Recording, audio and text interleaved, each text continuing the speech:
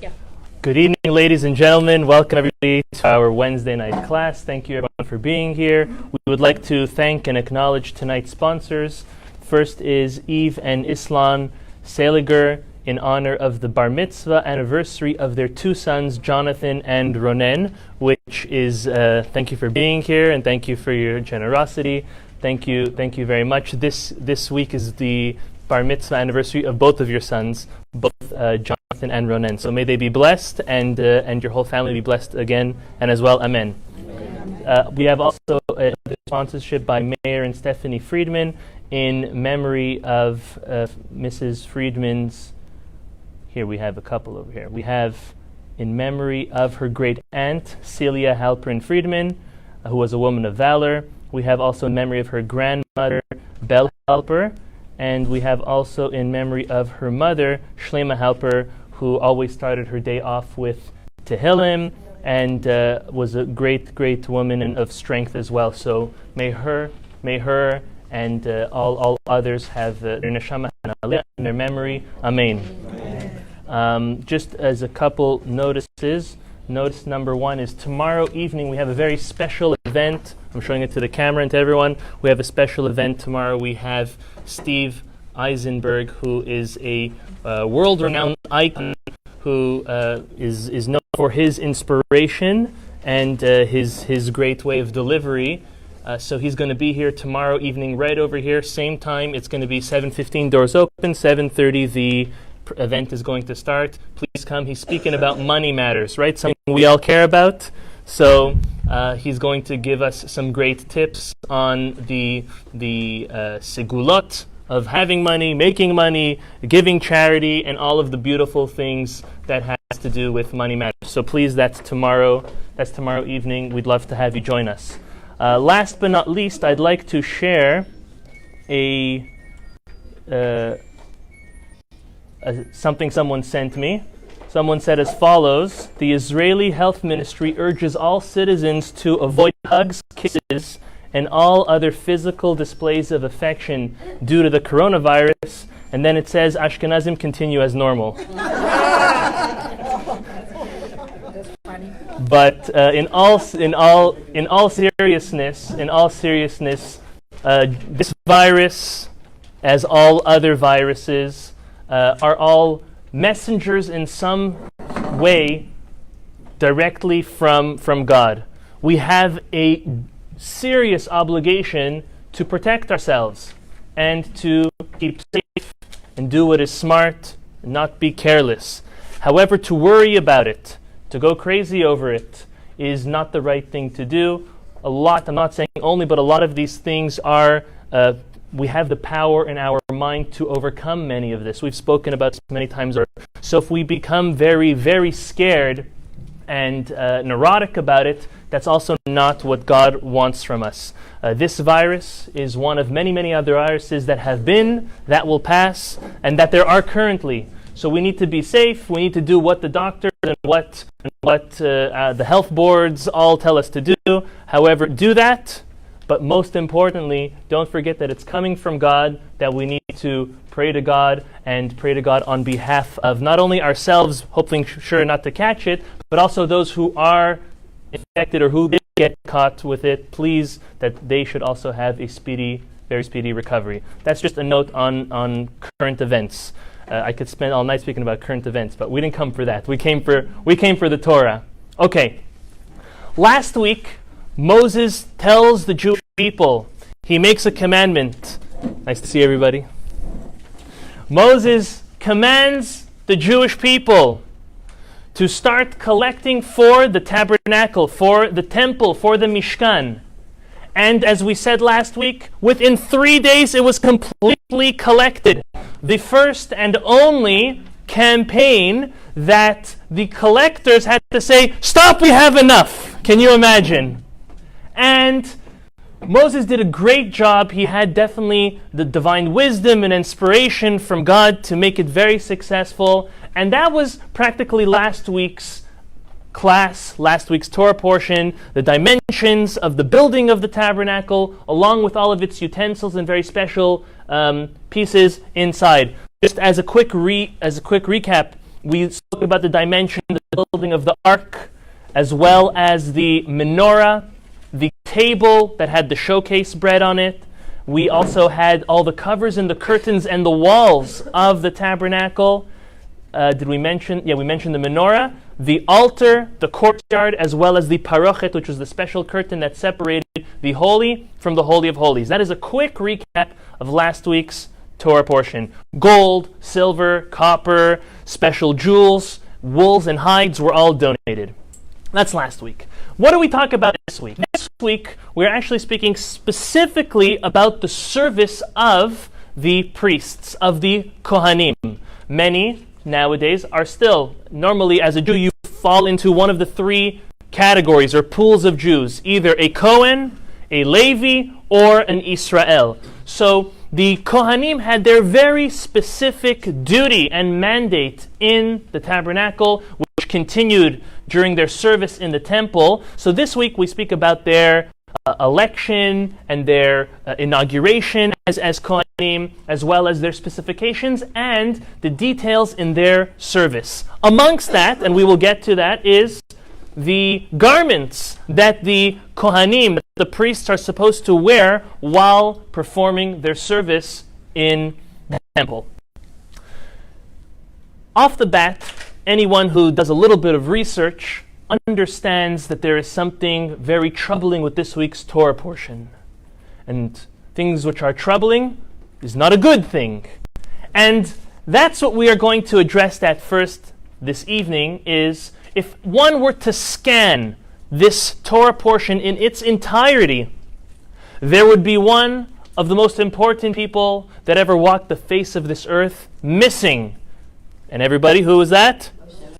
Moshe Rabbeinu. Moses himself is missing in this week's Torah portion. Now you may say, okay, Rabbi, big deal. So what? It is a big deal. I'll tell you why. How many Torah portions are there in our entire Torah? Let's go. We practice this often. 54. Very good. 54 Torah portions in our Torah. Out of the 54, the first book of our Torah, the book of Genesis, is comprised of 12 portions. Would we expect for Moses to be in those portions? Obviously not. It is pre-Moses. The truth is, it was pre-Jewish nation. It was a preparation. It was more individuals morphing into a family, but not yet a nation. The Jewish people, the children of Israel, become a nation from Exodus and on. So if we would take 54 and we would minus 12, that brings us to a whopping 42. Out of those 42 Torah portions, this is the only one that Moses is omitted. Why is that? Moses, by the way, is the greatest biblical character, and pardon my saying, but no matter which Bible you look in, okay? He is our prophet that the Talmud, the Torah, God himself, all witness and testify that was unique and specific. Any other prophet was always sedated. They were sleeping when they had prophecy from God. Moses, as the Torah says, God spoke to Moses as two human beings are able to speak to each other, which is obviously much clearer. Can you compare a dream compared to a conversation? Obviously not. So the fact that Moses is missing definitely begs our attention. And guess what? There are multiple answers to why it is missing. I'm going to give a couple just brief ones, but then we're going to focus on a beautiful concept that the Zera Shimshon teaches us this evening. Again, just for some of the newcomers, we study regularly on Wednesday night. It's been, we're going now on our third year of studying regularly the Zera Shimshon, which was an 18th century Sephardic Torah scholar from Italy, Rabbi Chaim Kanievski, who his popularity in studying his holy book has grown tremendously in the past couple years, and we are so proud to be part of this worldwide movement of studying this very, very deep and applicable, enjoyable Torah material. So just to remind everybody who's listening in. Okay, first answer why Moses is omitted from this Torah portion. According to this answer, Moses kind of bowed out of being present in this Torah portion. Now, to any of us, just our own name or a mention of ourselves in the Bible would be absolutely amazing. So for Moses to bow out of being mentioned in a Torah portion, he would definitely have a good reason for, correct? So listen to what his reason is. He understands that he is not the high priest. He's not the Kohen Gadol. He was taken as the position of the king, the ruler, the messenger, the prophet. This was Moses' business card, right? His business card, okay, we're going to have to do what we normally do. I have only one business card handed to me today. We'd like to acknowledge Edward Kleinman for being with us, branch manager and senior vice president of wealth management at Raymond James. Thank you, everybody. Okay, we did the same thing last week. Anyone who wants their business or their business card to be mentioned, bring it up before the class. It's always a pleasure. Thank you, Eddie. If Moses would hand you his business card, you know what it would say on it? It would say leader, prophet, deliverer, messenger, king possibly as related to, spokesperson even though he had a lisp, but he was not the high priest. He basically had almost all the positions besides for this. We'll speak about why, but because he was not the high priest, we all know who was chosen, his older brother Aaron, who was a saintly man, a holy man, a man of peace, an amazing individual. So can you imagine? You're normally the spotlight. You're Moses, and everything always, all the attention is on you. However, when we're going to speak about the mandate of the priests, of the Kohanim, and what they're going to wear, and how they are going to do and carry out all of their service. You know what Moses said? Moses said, I'm going to bow out. I'm going to not try to hog up the spotlight. I'm going to allow the time to shine for my brother to have that opportunity now. Some of us may have had these circumstances in our own lives. You may have a sibling. They may be older, they may be younger. And they may be greater at everything, or it may have been you that is greater than everything. And at a certain point, it becomes overwhelming and even obnoxious to the inferior, if we'd like to call it, obviously not inferior, but the maybe less talented, or the one that's getting less attention. Moses was teaching a tremendous lesson. I do what I do because God told me to do it. But as soon as God is now focusing in on someone else, Moses completely bowed out and said, the attention is not on me. I'm just a pawn, I'm just a messenger of God. At this point, the time to shine is for his older brother Aaron. It's a great lesson for us.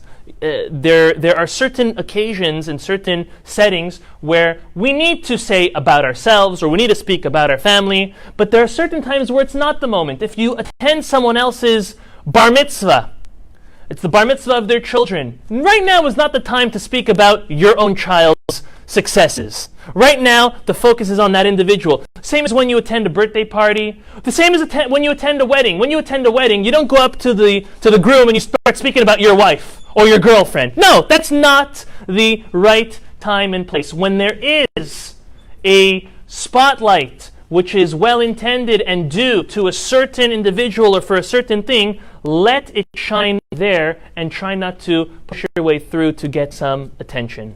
As the Talmud says, those who run after honor runs very far. And guess what? Honor has faster legs. Okay? But those who run away from honor and respect, the honor and the respect of others runs towards you. Just don't turn around to catch it, because then it's going to run away.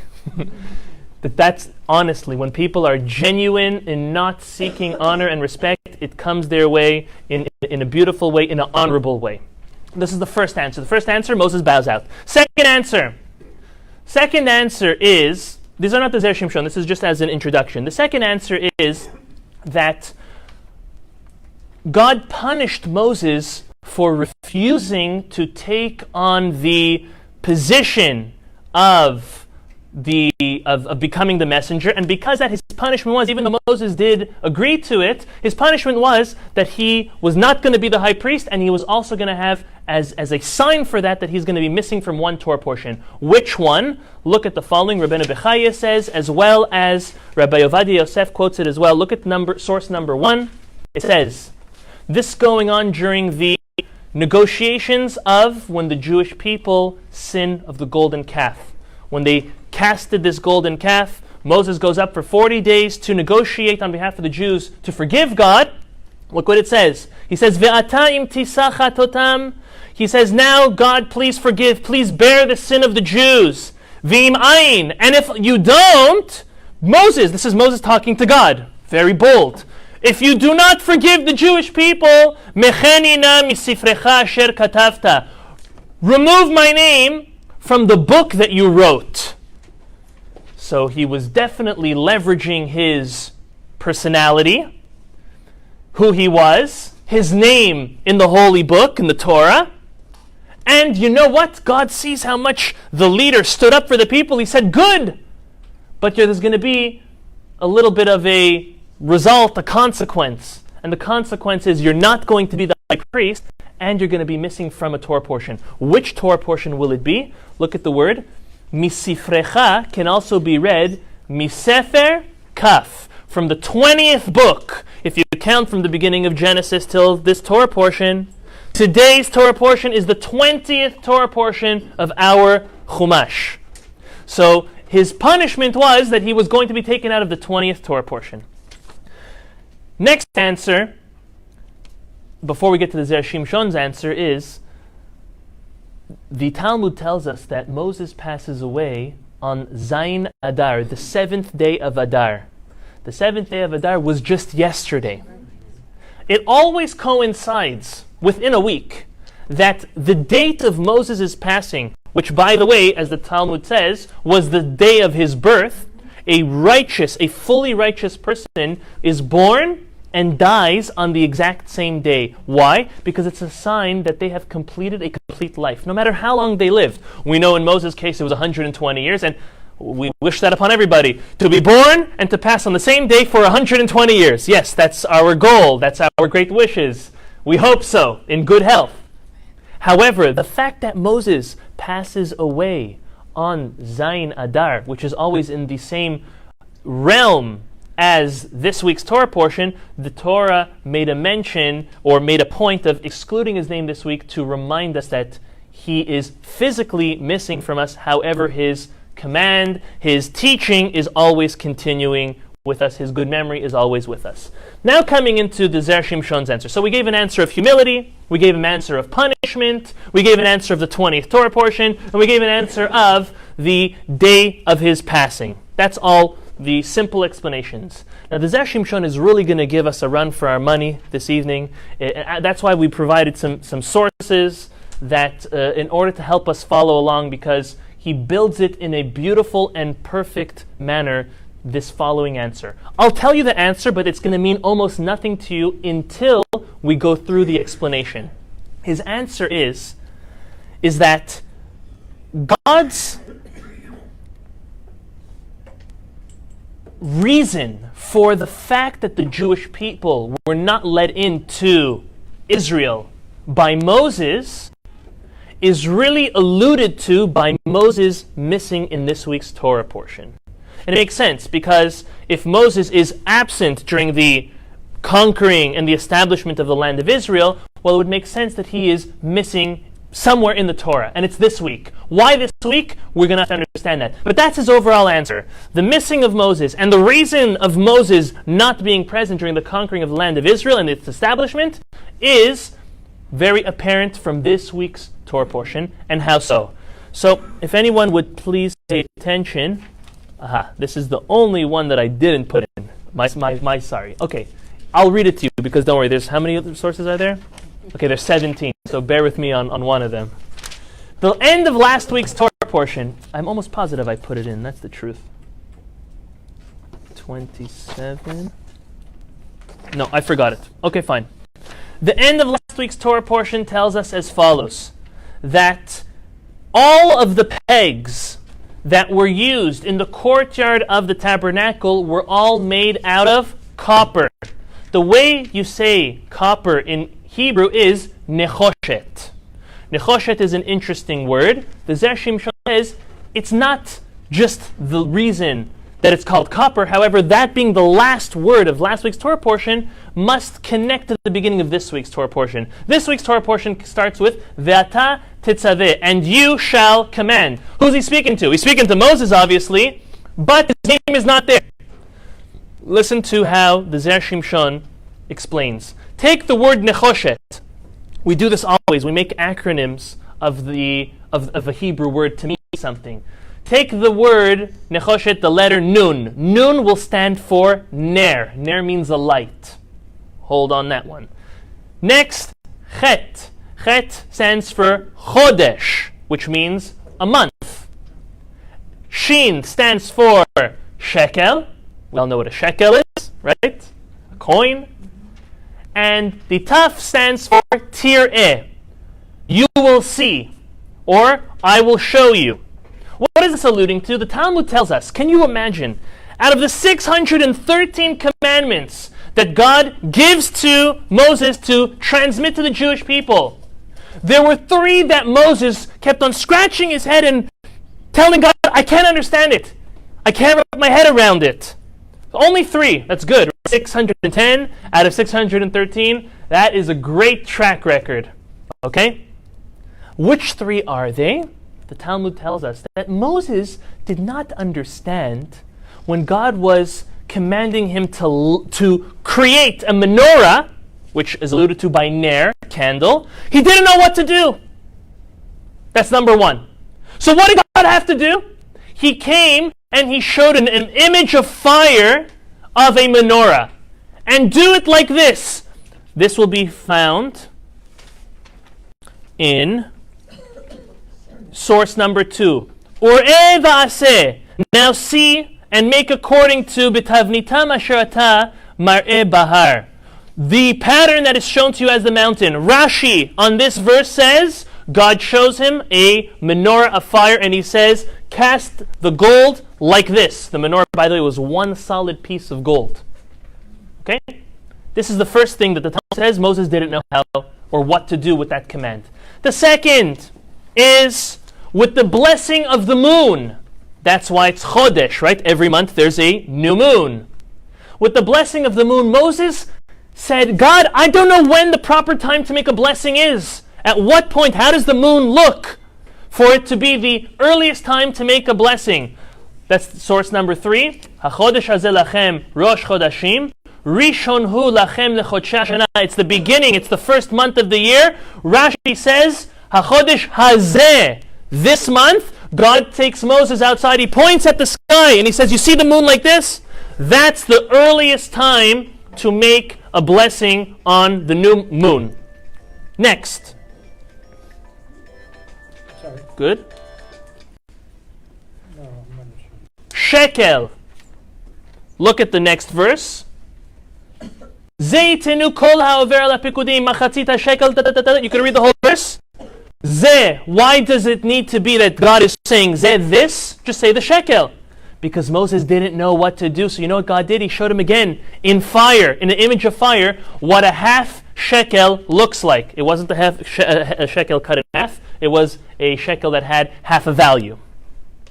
So the puzzling question is, why are these the 3 things that Moses does not understand? I mean, the Zera Shimshon says, there are so much more complicated laws. Laws in purity and impurity. Laws of other service in the temple possibly. There are very intricate laws, business law. And out of everything, the half shekel, the blessing on the moon, the menorah, and these are the hardest, most difficult concepts for Moses, who was a genius of an individual, who had the best teacher. Who was his teacher? God. And these are the 3 that he had a hard time with?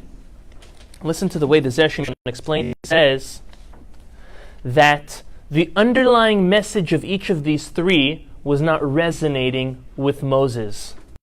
And what God was doing is he was hinting to Moses a certain something. We know what that is. He was hinting to him that he would not enter the land of Israel. Hint number 1. Hint number 2. Hint number 3. Why does God need to hint him 3 times? So the Zera Shimshon proves that these 3 hints are parallel to the 3 times Moses makes a grave mistake in rejecting God's request. When was this? The very first time. You will have it on Source number 5. It says, Vayomer, bi Adoni shalachna bi atishlach. God is being told by Moses, find someone else, anyone else to be the messenger. It won't be me. God and Moses are going back and forth for 7 days, and Moses is saying, I can't be, it's not me, I can't be the messenger. You're refusing to take God's mandate, you're refusing the Lord's will. That's one mistake you've done. You're going to have one hint. Second mistake Moses did was when the Jewish people were suffering after they were brought out of the land of Israel, and they came complaining to Moses. You know what Moses says? He says, Lama hareota la'am hazeh. That would be found on... Did I skip that one? 422. I have it over there. I got the wrong one. Okay.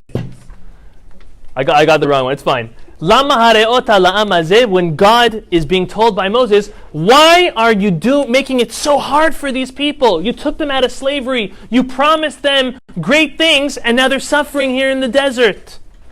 Number 2. Third mistake Moses makes is he welcomed the mixed multitude along with him and the rest of the Jewish people on their exit out of Egypt. What's the mixed multitude? It was those Egyptians who saw everything God did, and they were semi-committed. They more came along for the ride. They came along because it was interesting, it was the new fad, it was in style. The Jews are up, let's go with them. It's, by the way, that's the same always along world history. When the Jews are doing good, everyone wants to be the friend of the Jew. When the Jew falls, unfortunately, everyone's being the first one to step on us. So we have to remember that. This mixed multitude brought us nothing but troubles and problem. Which Jew would come up with the idea, if you find him, introduce him to me, okay? Which Jew would come up with the idea to collect everybody's gold and turn it into a golden calf? That's not a Jewish concept. Jews don't do that. Where did that come from? The mixed multitude. Their idea was, hey, your God's gone. We got plenty of gods. Our greatest God is a calf. And guess what? You have a lot of gold you took from us. Let's turn that all into a god. And the complaining and all of the trouble, most of the trouble that came along in the desert was due to the mixed multitude, the Egyptians that came along with the Jews. They did nothing but good. But you know who welcomed them to come? Unfortunately, it was Moses. Now, many of us are thinking, one second, wasn't Moses' biggest mistake was the hitting of the rock? Yeah. Isn't that it? The Zera Shimshon says no. The hitting of the rock is what sealed the deal. Those 3 mistakes Moses made of refusing God, coming and telling him, how could you do so horrible or so hard, bad for the Jewish people, and bringing in the mixed multitude, all of those were his mistakes, but Moses' prayer could overturn it. However, the Zera Shimshon says, once he hit the rock, that 4th strike is unfortunately what sealed that Moses, no matter how much he prays, he'll never be able to change the fate that he will not be the one to bring the Jewish people into Israel. This is his answer. He continues to explain, what does these 3 things, these 3 hints have to do with anything? The moon, the menorah, the shekel. How does that in any way hint to Moses that Moses now says, I don't understand what to do? At the end of the day, it's just a timing on when to make a blessing. It's just casting a beautiful golden menorah, and it's taken a half value of a shekel when obligated to count all of the Jews. Instead of a whole shekel, take a half a shekel. What was so hard in those commandments that Moses could not understand? We're going to go one by one. We're going to do the moon first, and then the menorah, and then the shekel, and they're all going to be teaching us the very same lesson. The first is that the Jewish people are compared to a moon, and we'll explain why. A moon reflects the light that is shown on it by the sun.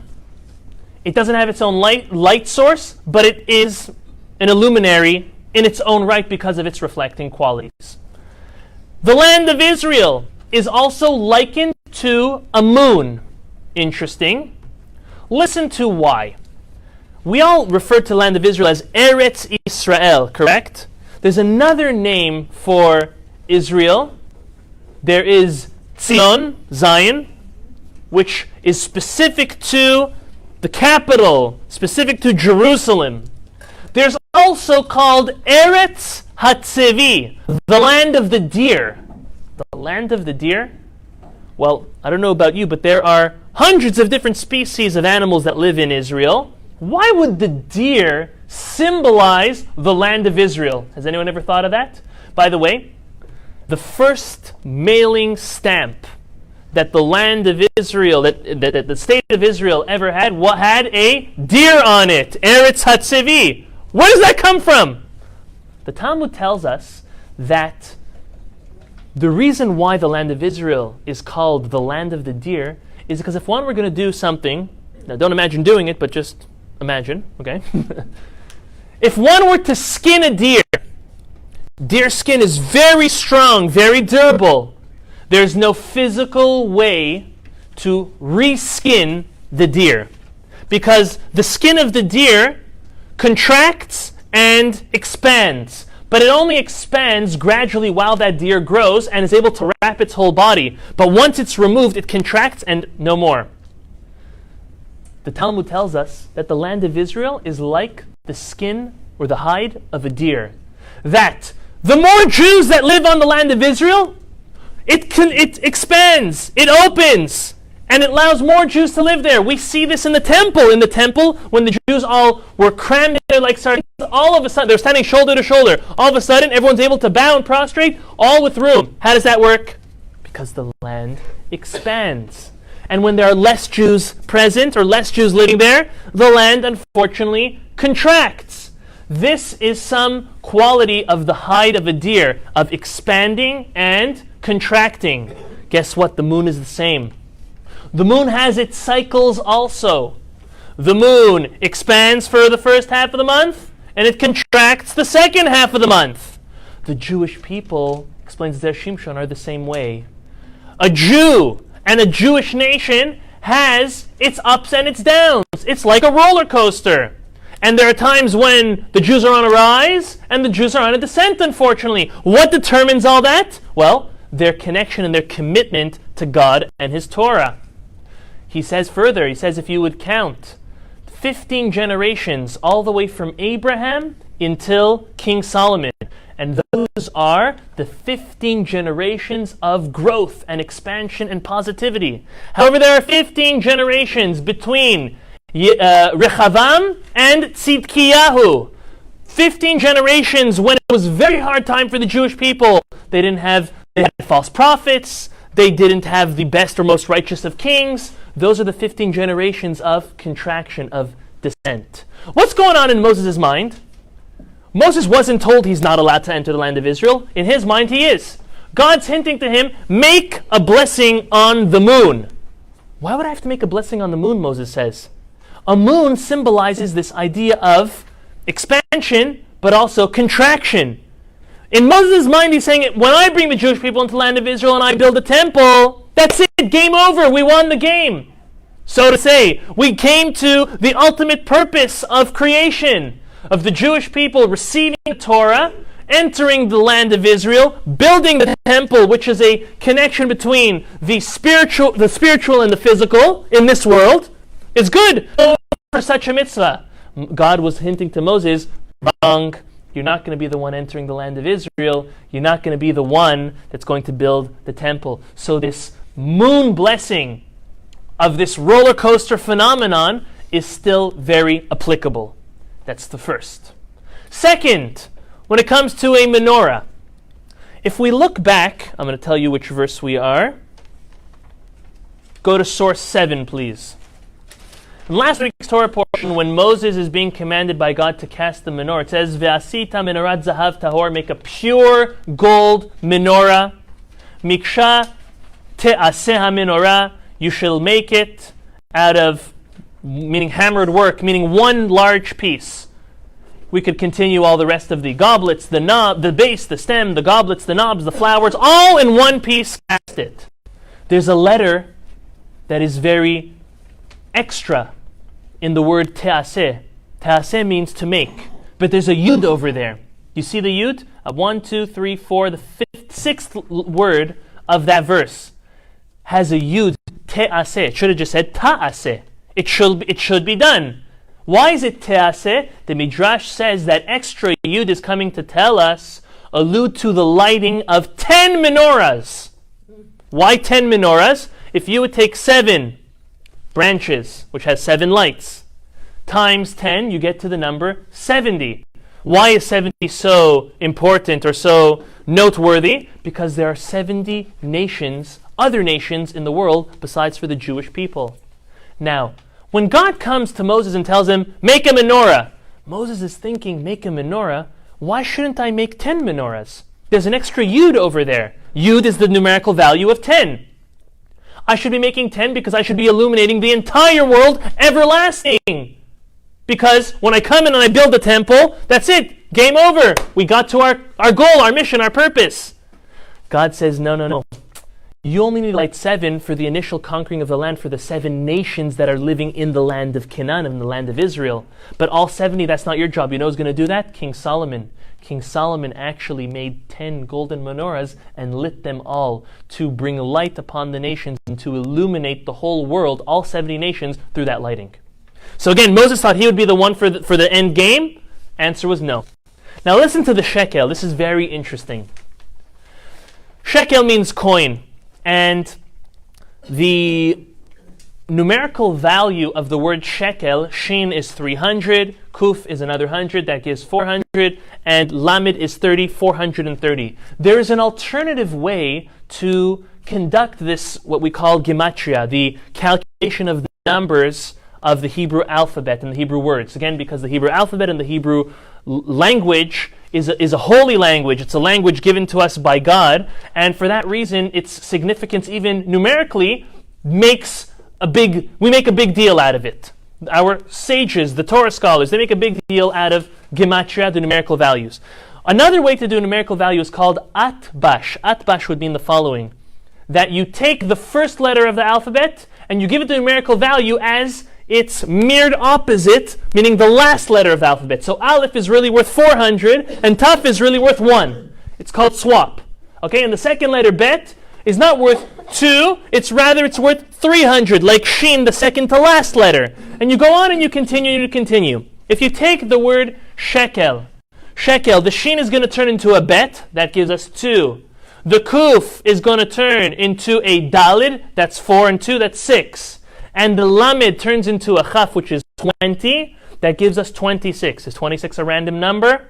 I think not. 26 is the name of God. Yud and Hey and Vav and Hey equals 26. God's name, his name of mercy, is 26. So look at Moses. He's saying, God's telling me to bring half a shekel. That makes no sense. That means only half of God's name is worthy and valid in this world. No. When I build the temple, when I bring the Jewish people into the land of Israel, that's it. Everything should be in perfection. Your name should be whole. God says, bring half a shekel. It's not going to be you, the one who brings the Jewish people in and to build the temple. These are 3 hints corresponding to the 3 mistakes or rejections that Moses made and Moses did when he came in, meaning prior to taking upon his position as the leader of the Jewish people. So, just as a review, Shelachna biat tishlach, when he says send someone else, that's corresponding to the moon. The moon, which also corresponds to royalty. Why is a moon considered royalty? Because remember, when God created the world, he created a sun and a moon which were equal. They were both. And then the moon says, could there be 2 heads of a ship? 2 captains? 2 kings? There can't be. He is still royalty, but he was demoted. Moses, you're being demoted just like the moon was. You're not going to be the one that's going to lead the Jewish people into the land of Israel. The second of, when he said, how come have you done so much harm, so much bad for the Jewish people? That's corresponding to the menorah, which is a light upon the nations. Moses, you're not going to be the one that lights it for everybody. Rather, it will be King Solomon. And then, when Moses accepts the mixed multitude, the Erev Rav, the Egyptians, the local Egyptians, he tells them, bring half a shekel, not a whole shekel. Why? Because it won't be you the one that brings the Jewish people in. On the contrary, you're going to have to collect half a shekel in commemoration for all of the money and the gold that the Jewish people had to spend on the golden calf, which was caused by you accepting the mixed multitude, the Erev Rav, the Egyptians, into our society. So just as a lesson for the first segment of tonight's class is as follows. God very often sends hints our way in our lives. It may be people we meet. It may be places we go, things we read, we learn, we see. And sometimes they're alluding to something positive, sometimes they're warning for something negative. Moses was having a very hard time picking up on the hints God was sending him. The hint was clear. You're not entering the land of Israel. That's why he couldn't understand those 3 mitzvahs. Until God came and told him, stop praying for that because it's helpless. You cannot change this decree after hitting the rock. It's not going to change. In our life, we have to pray and we have to be wise and look for those hints. We have to pray to God for us to find the hints, understand the hints, and act upon those hints. And this could be in relationships, it could be in business, it could be in so many aspects of our lives. Hints are sent our way. We just have to learn how to register them. We need to ask God to help us understand those hints that He sends us. But I think a more fascinating lesson from this segment is, look how Moses does not stop praying even after he gets those hints. One second, you think he didn't get the hint? If we sometimes pick up on a hint, I can guarantee you Moses picks up on hints. Guaranteed. He picked up on the hints. But he never stopped praying until God said to stop. Moses delivered a total of 515 different prayers to beseech the Almighty to be led into the land of Israel. God says stop. What happened to all those prayers? Was Moses let in? No. Where did all those prayers go? The Talmud tells us all those prayers were saved and reserved. There's no such thing as a prayer that goes to waste. All of those prayers were saved and reserved for the Jewish people and for the land of Israel everlasting. Every time there's a Jew in need, every time the land of Israel is in need, God goes and searches which one of Moses' prayers can be applied over here. This teaches us a lesson. Even when something seems unimaginable, impossible, do not turn away from prayer until God comes and tells you, not hints to you, until He tells you stop praying on a certain thing, keep on praying. I'll tell you something. I'll give you a hint. It's a clear hint, okay? It's a message. God is never going to tell you that. We're not prophets. He will never tell us stop praying for something. You know what our duty is as a Jew? Pray for whatever we want as long as we can. And even if it takes forever. And we should never give up. Moses did not give up. We cannot give up on prayer. We cannot give up hope on ourselves, on our loved ones, and on anything, any matter, having said that. This is the first segment of tonight's class.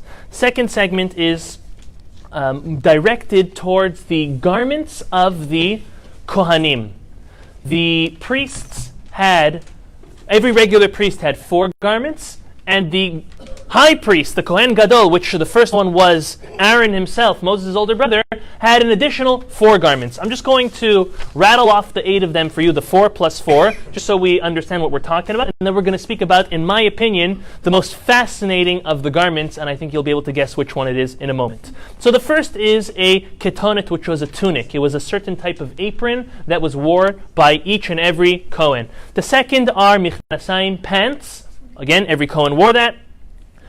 Mitznefet was a turban, and the fourth for the regular Kohen was an avnet, which was a sash. It was a type of belt.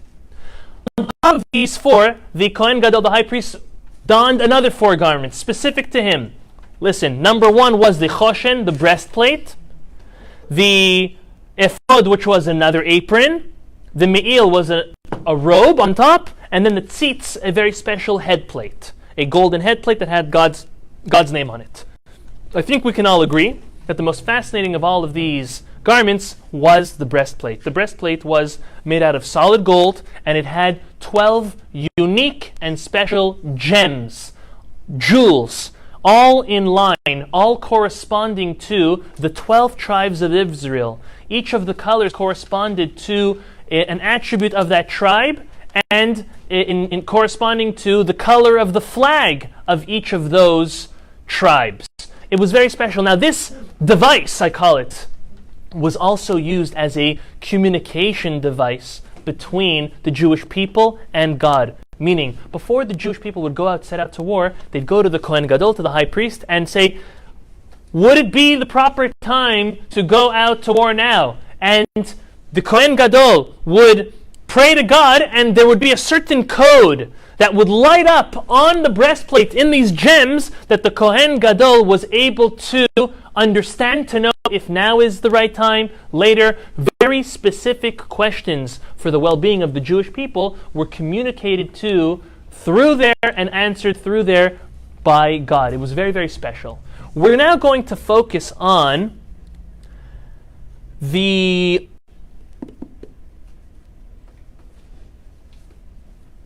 Gemara, the Talmud, which quotes us a very interesting lesson based on a verse in Yeshaya. You can find this on source number 8.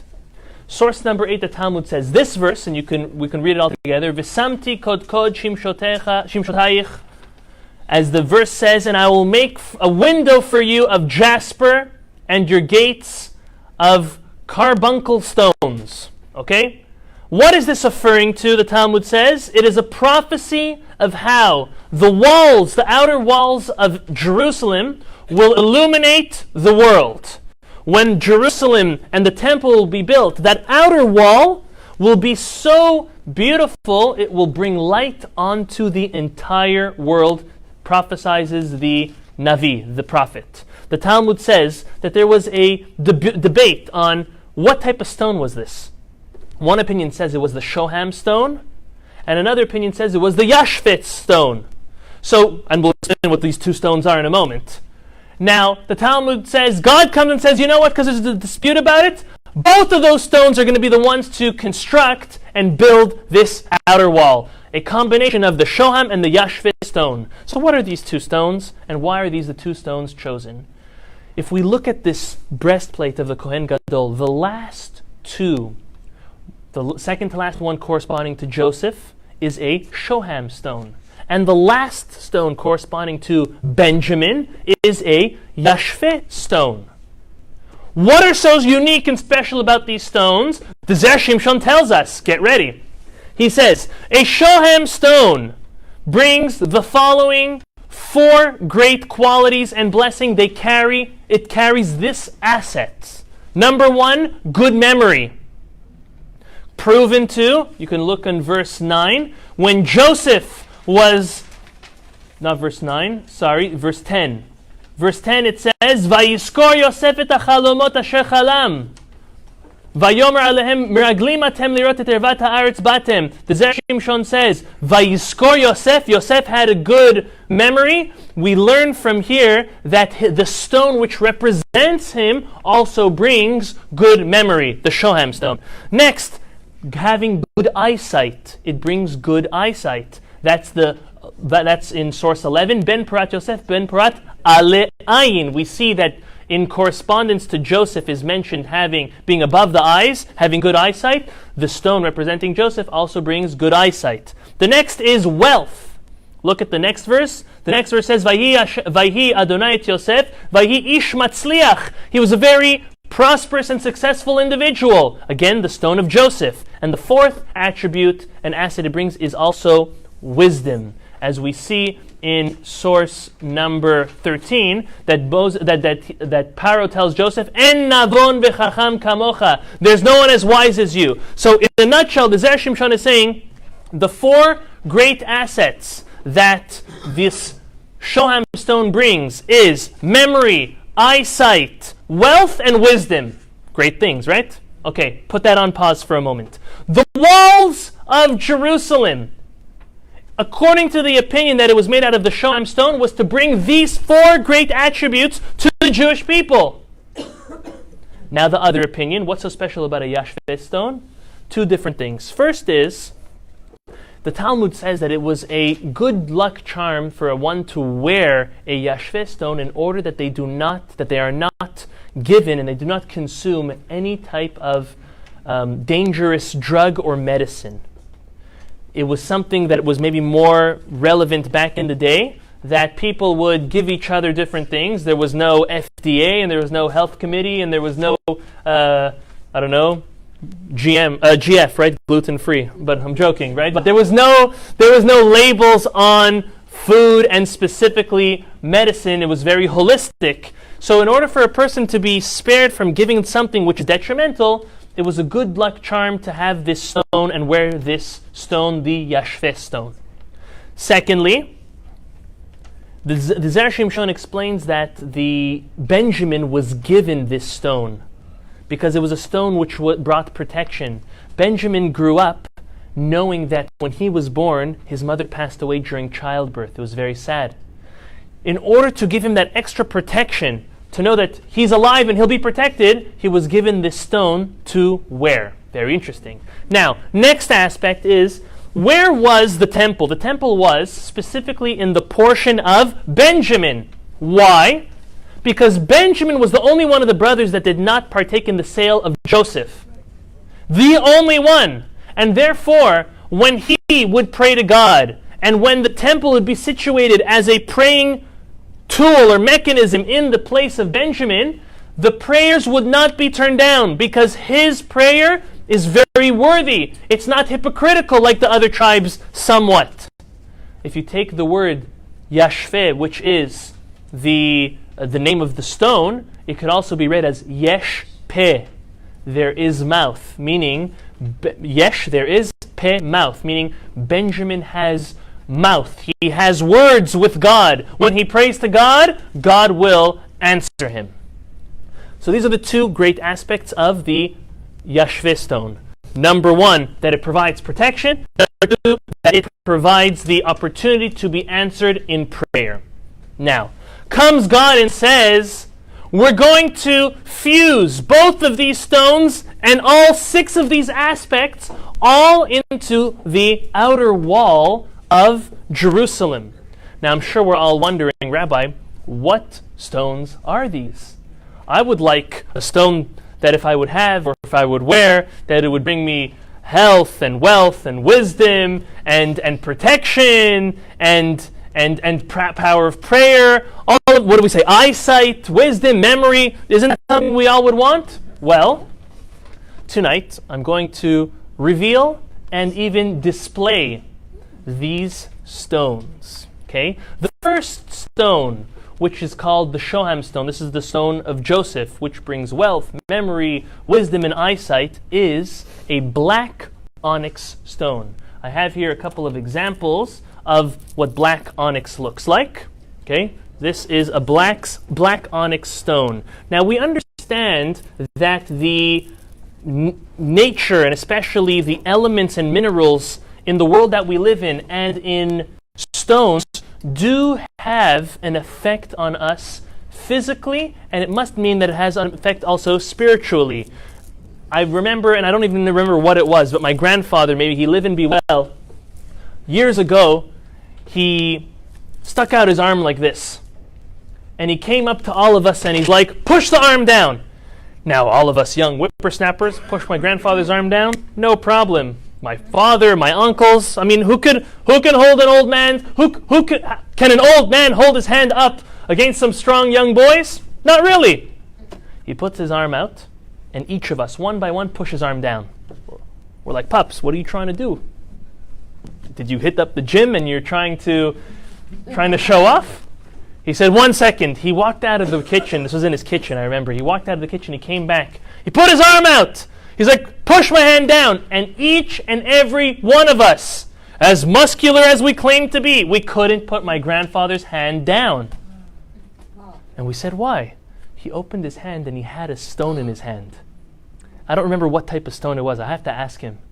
But he had this stone in his hand. So there is some truth to strength and positive effects that stones have. That's the reason why I'm telling us this story. So here is some examples of what black onyx looks like. If anyone would like or know how to purchase, Amazon is obviously the easiest, but if not, Eileen Friedman, who is normally here, is not here. She has supplied the help for people to find black onyx stone as much as you would need. So these are the black onyx. Next is a yashveh, which is a jasper stone. This is an example of what a jasper stone looks like. It's just shaped in a heart. Okay, but this is the color of what a true jasper stone looks like. So let's just imagine for a moment that the walls of Jerusalem, This is way before, like, we're going to go now to Israel. Anyone who goes to Israel, you go to Jerusalem. Do the walls look this beautiful reddish and black combination? Can you imagine how stylish and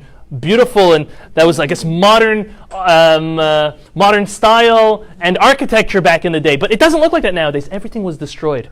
It was destroyed, and then it was rebuilt with this, as we call, beautiful beige Jerusalem stone. But the real Jerusalem stone is a combination of this and this. Can you imagine how beautiful the walls looked? And this is what the Talmud says provided light onto the whole world. Now, it wasn't just in a physical way. It was obviously in a spiritual way. What was being conducted in the temple shone off of these walls and brought light onto the whole world. This is a tremendous lesson. Besides for learning cool scientific facts and spiritual facts about stones and rocks, which is all very exciting, but we have to remind ourselves is that we are a light upon the nation. It's our responsibility, is our mandate as Jews. This was all the way back in the time of the temple. This was the example that Abraham gave to the world and passed on to his son Isaac and to Jacob and to the tribes, into the Jews in Egypt, out of Egypt into the land of Israel, and now dispersed all over the world. This is our mission in life. It's to be upright human beings, great people of the book, our Torah, people of God, living up to the ethics and the morals that our Torah imposes on us to be the greatest and the most successful and happiest human beings on the world.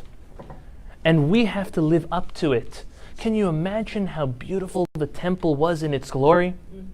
We have an obligation not only to shine, but to have our synagogues and our schools shine. It is a mitzvah to build a beautiful house of God. Of course, the ultimate house of God is the temple.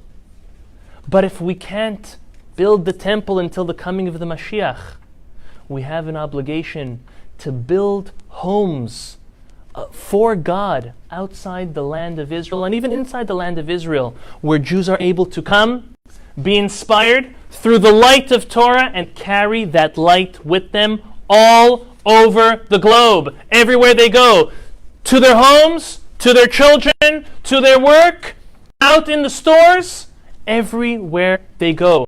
We have to be walking around as proud Jews, carrying our Torah, living up to what our Torah says. On that note, I would like to introduce everybody to a new personal friend of mine who did speak one time, and he's going to speak again for a couple moments. He has a fascinating announcement for everybody. His name is Dr. Joe Levy. Please, Doctor, come sit over here, take the mic, so this way we have you in front of everybody. And he has a very special announcement. Just as the last announcement, don't forget tomorrow's class, special class, Money Matters, and next week Zera Shimshon is same time, same place. Please, Doctor, come take a seat. Give me a seat. Thank you. Thank you.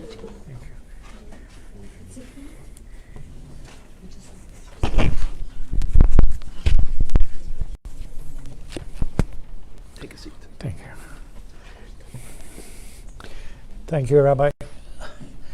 As usual, beautiful presentation. Enjoyed it very much. And it inspires me to come again and again.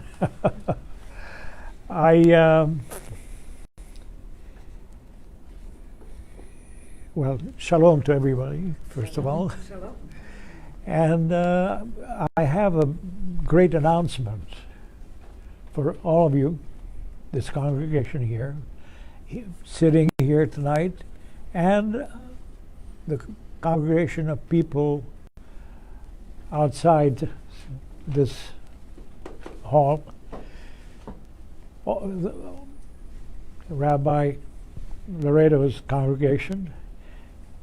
And the announcement is that he's decided to have his own synagogue. There, yes. we're looking at a piece of land, a vacant piece of land nearby, and it's a big project, and I'm contributing, and we invite everybody else to contribute if they so wish.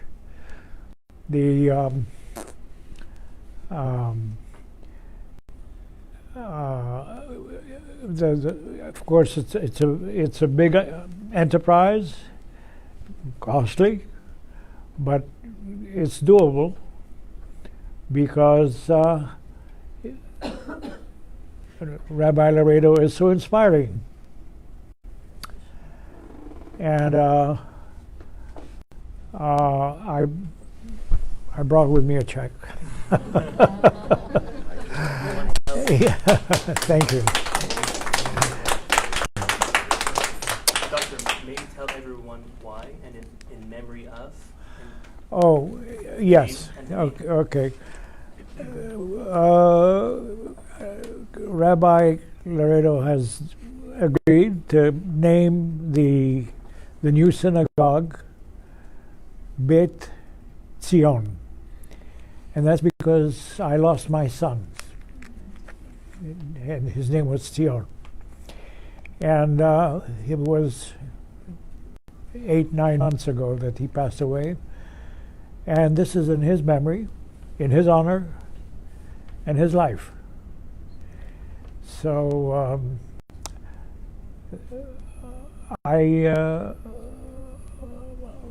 last time when I spoke here,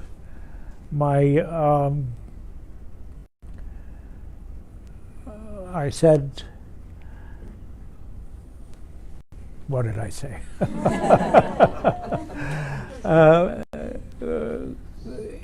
In any case, we're very pleased. I'm very impressed with the rabbi here, and I'm gonna do my best to make his dream come true.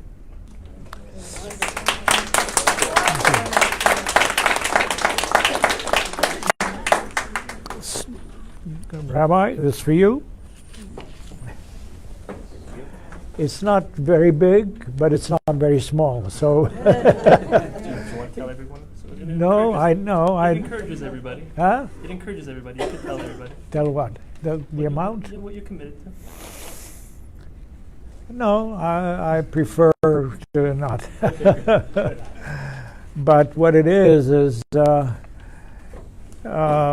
we may be able to put money, the down payment for the piece of land, and but there has to be a mortgage, and which has to be paid every month. And what it is any and all help is welcome. Okay, if any one of you, all of you, go back home and think about it and talk to your spouse and see if you want to help. Make a little check, write it out to Miami Torah Center, building fund, okay? And it will be put in a special account, a checking account, and it's going to be very costly. It'll take months and months, and a year, maybe a year or two, but it's worthy. It's really worthy for the rabbi.